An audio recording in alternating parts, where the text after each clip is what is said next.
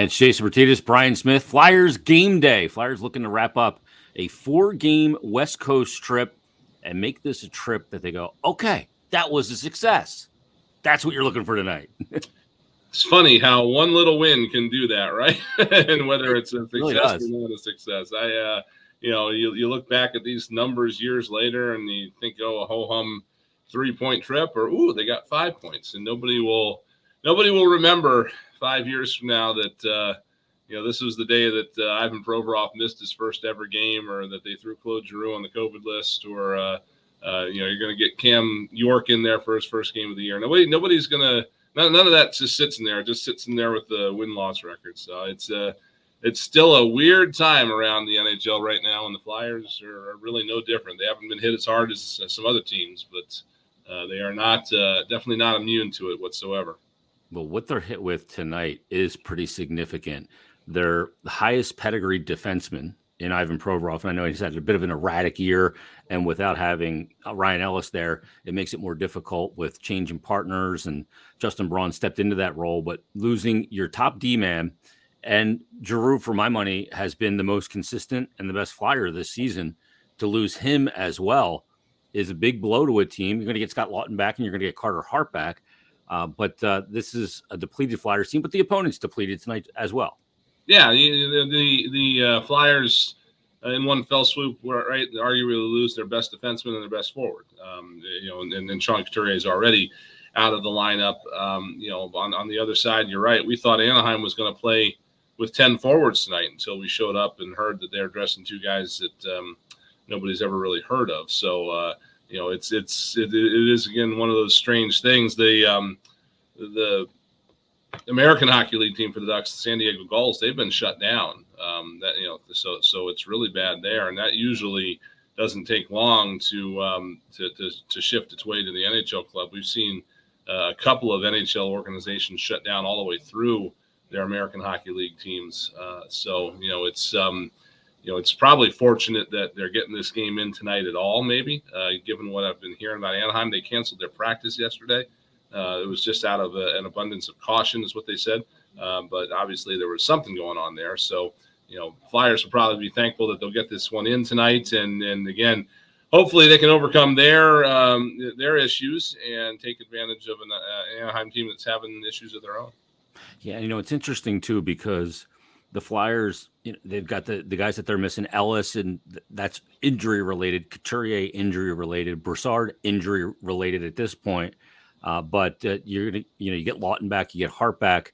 Scott Lawton, I know, said that he was stunned he tested positive because he had no symptoms. But not having Giroux and not having Provorov is a big deal. Now, Provorov, Bri, ever since he got into this league and played his first NHL game back on game number 1 of the 2016-17 season, he hasn't missed a single contest. It's a shame that this streak of his 403 games to start his career in the NHL is going to end in COVID protocol.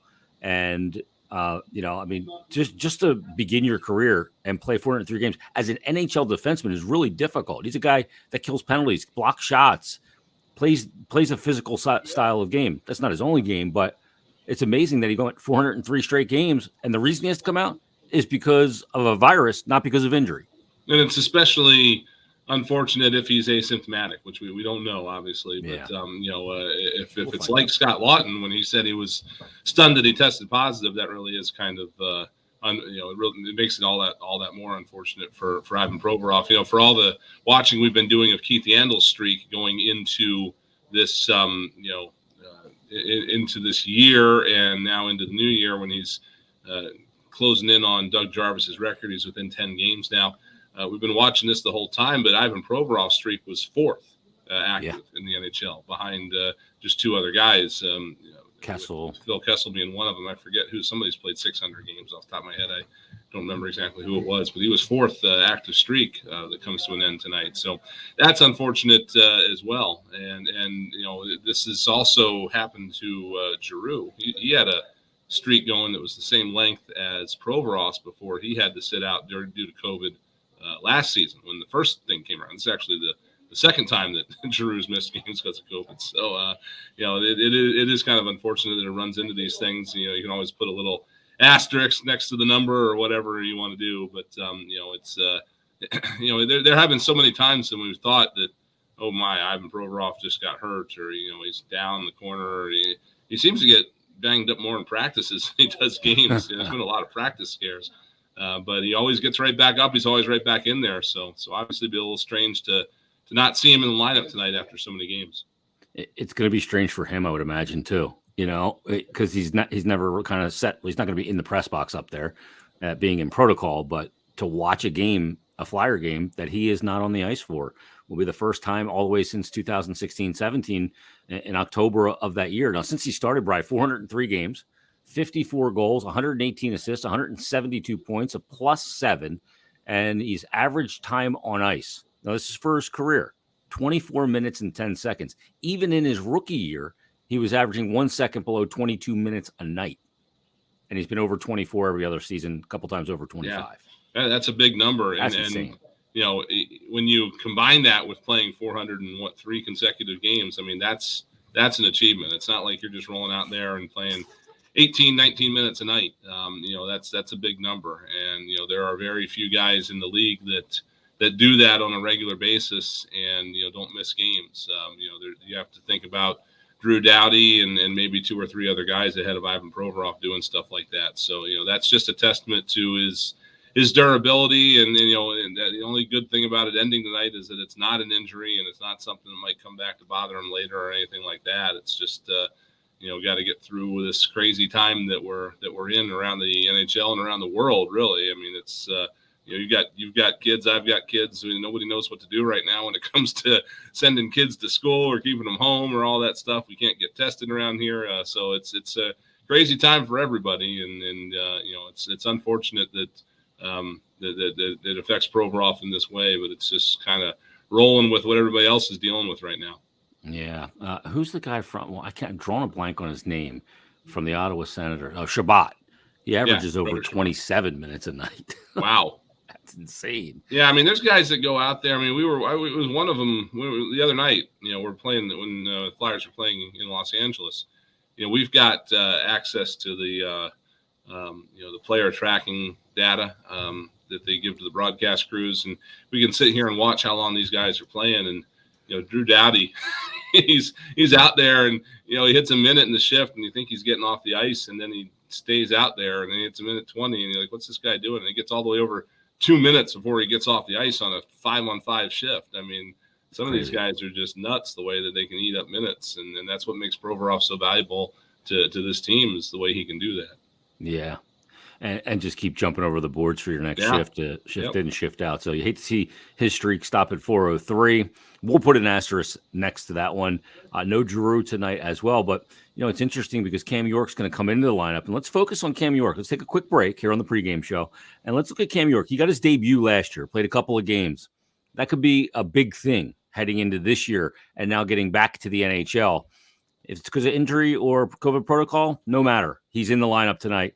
We'll talk about Cam York and the Flyers versus the Ducks coming up at the top of the hour. Stay tuned. Brian Smith, Jason Myrtetus. We're back after this on the Flyers Broadcast Network.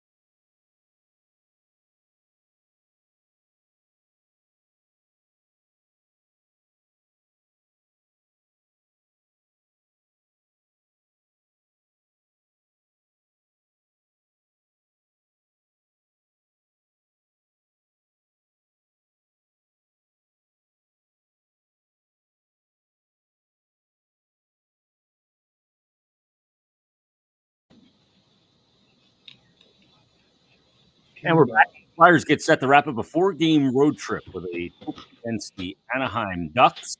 And as luck would have it, not that you want somebody to come out of the lineup because of COVID protocol or injury, but Cam York draws in. Mm-hmm. Where's he from? Anaheim, California. From Orange County, right? Yeah, he's an Orange County boy, and he's going to get to be able to play in his hometown tonight. You don't think of Anaheim as a hockey hotbed, do you? No, and I've, to be honest, have not really associated with him with anything before the University of Michigan and the USA National Development Program.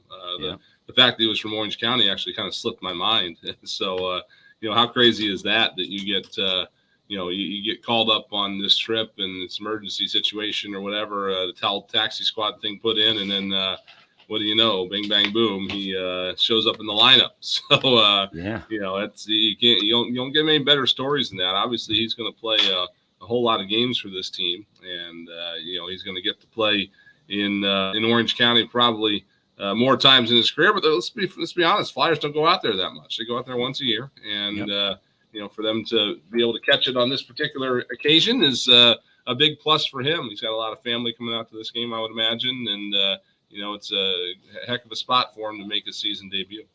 Yeah, it really is. And I'm sure it's a thrill. I mean, he's going to play in his 4th NHL game. He got into 3 last year. He was held pointless in those games, but you'd love to see him out there. He's a guy that can work really well in the power play, but he's been practicing with the team, but I imagine he's not been doing special teams reps on the power play in practice. But you never know how you might see him deployed. He's a real calm player, good skaters, and when he was in those 3 games last year, I thought he looked really calm and relaxed. Yeah, I mean, I was astonished. I loved what I saw from him last year. Yeah, in those 3 games. Just I can remember one specific rush up the ice. He took possession behind his net, and he skated all the way to the other blue line and didn't look at the puck once. I mean, just heads up the whole way.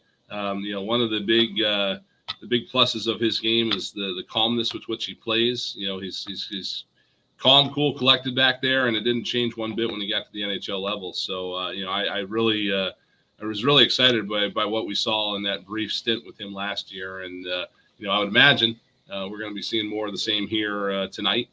There's no reason to think we wouldn't.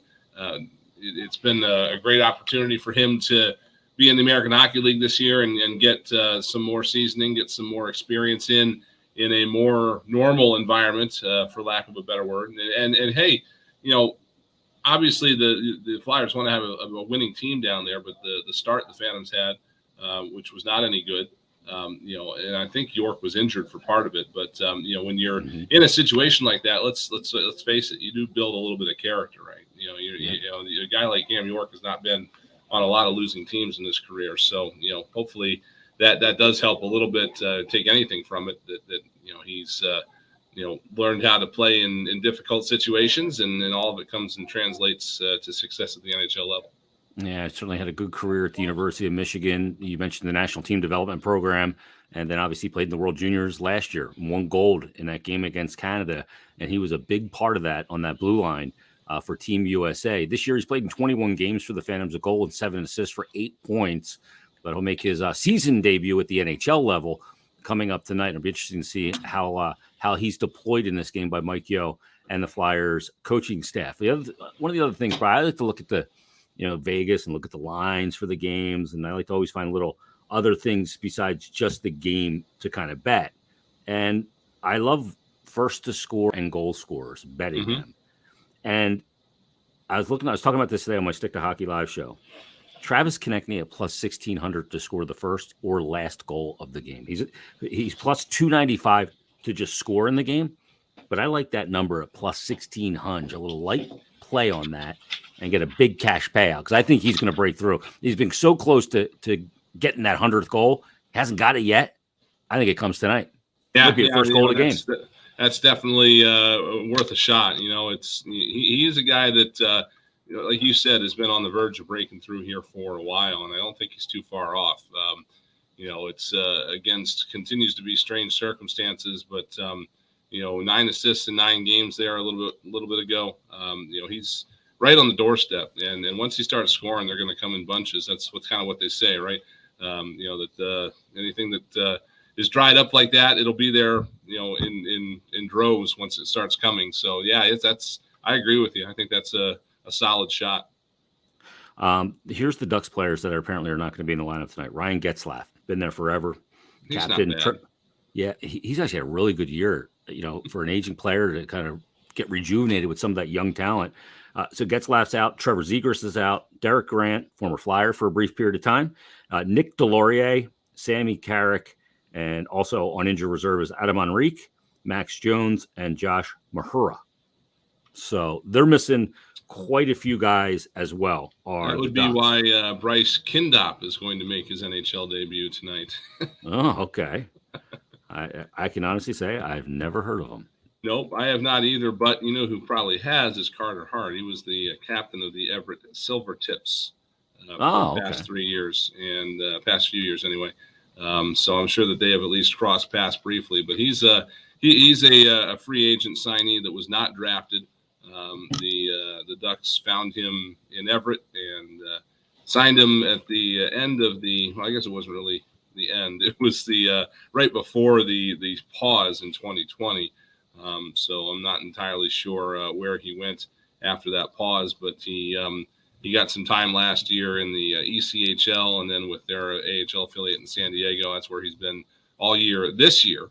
And now we'll get an opportunity here with everybody else out of the lineup pretty much to make his NHL debut. Do we know if John Gibson's getting the start tonight in goal?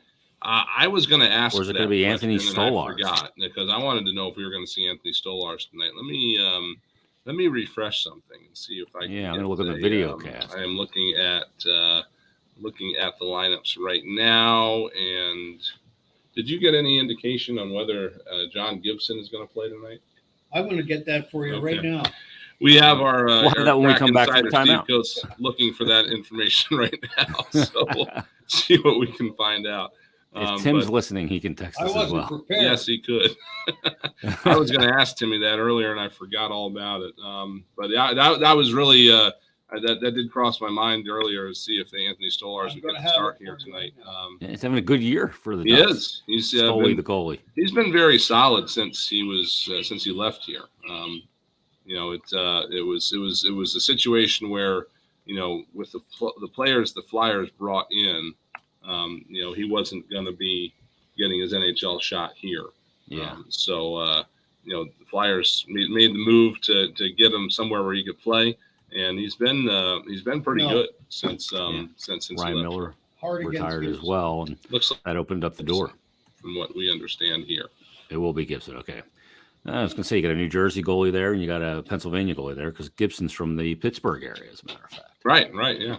So, good goaltending in this neck of the woods. Just none by me. All right, let's take a quick break. We'll come back with more here on the pregame show. It's Flyers and Ducks tonight from the Pond in Anaheim.